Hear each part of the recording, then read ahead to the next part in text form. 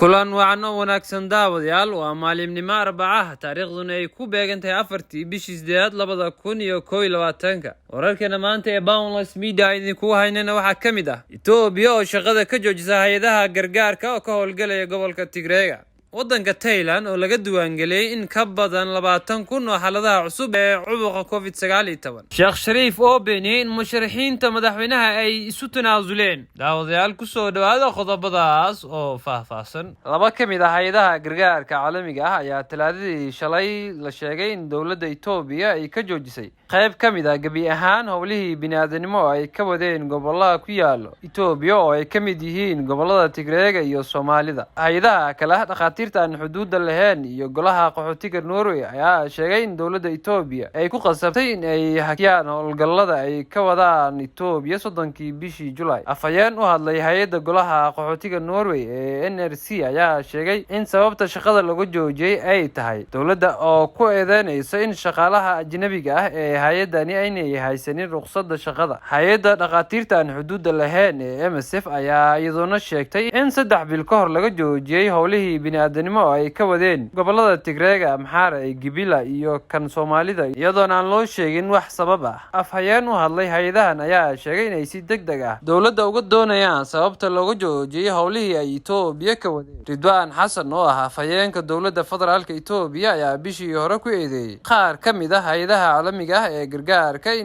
in ay door burburinaha ka ciyaarayaan colaadda ka taagan gobolka Tigreega waxa uu sidoo kale sheegay in ay hay'adahani hubeenayaan xoogaga Tigreega ee dagaalka kula jiro dawladda Itoobiya dhinaca kale madaxa arrimaha bini'aadanimada ee qaramada midoobay ayaa ugu digay dawladda Itoobiya eedaha ay u soo jeedinayso qaar kamid ah hay'adaha caafimaadka ee caalamiga ah ee ka howlgala gobolada Tigreega eedaasi oo uu sheegay in ay yihiin kuwa khatar ku ah oo ay waajib ku tahay in la joojiyo Martin Geftas ayaa sheegay in dagaalo ka dhacay gobolka Amharada iyo Canfarta ay sababeen in ay ku barakacaan in ka badan 20,000 oo ruux kuwaasi oo haata u baahan gargaar bini'aadanimo wasaaradda caafimaadka ee dalka Thailand ayaa 24 saacadood ee ugu dambeysay diiwaan gelisay 20,000 oo xaaladaha cusub ee cudurka COVID-19 waxaa sidoo kale muddadan gudaheeda waddankaasi cudurka ugu dhintay 188 qof oo dheeraad ah tirada guud ee kiisaska COVID-19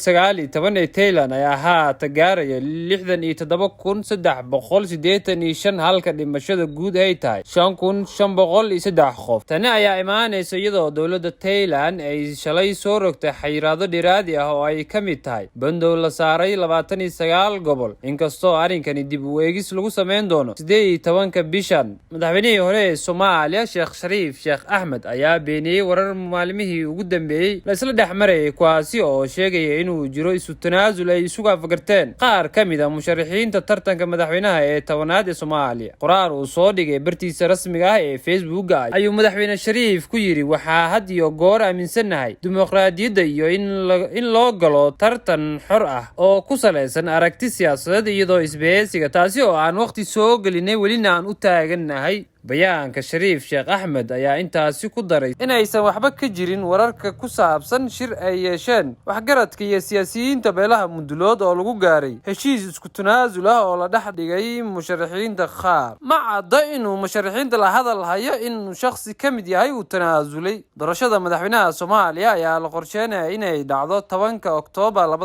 2021 hase yeeshee sida hadda jadwalka doorashada ku socda waxaa suurtagal ah inay dib u dhacdo qaar kamid ah maamul goboleedyada dalka ayaan weli bilaabin doorashada aqalka sare ee qorshuhu ahaa in la soo gabagabeeyo 1 August isla bishan kaliya 2 maamul goboleed oo kala ah Jubbaland iyo Koonfur Galbeed ayaa bilaabay doorashada aqalka sare waxayna doorteen kala bar xubnaha ka soo galaya deegaanadooda Shariif Sheekh Ahmed oo ah gudoomiyihii midowga musharaxiinta madaxweynaha ahna gudoomiyaha xisbiga Himilo Qaran ayaa kamid ah musharaxiinta ugu cadcad tartanka madaxweynenimo daawadayaal intaas ayaan ku soo afmeerayaa war wixii dal iyo dibadda idinkaga haynay wararkeena maanta waxaa idiin soo saaray oo idiin akhrinay anigu Cabdinajiib Cabdullaahi Najiib Akhyar intaan wararkeena dambe dib ugu kulmi doono waxaan idinkaga tagay sidaas iyo fi amaanillah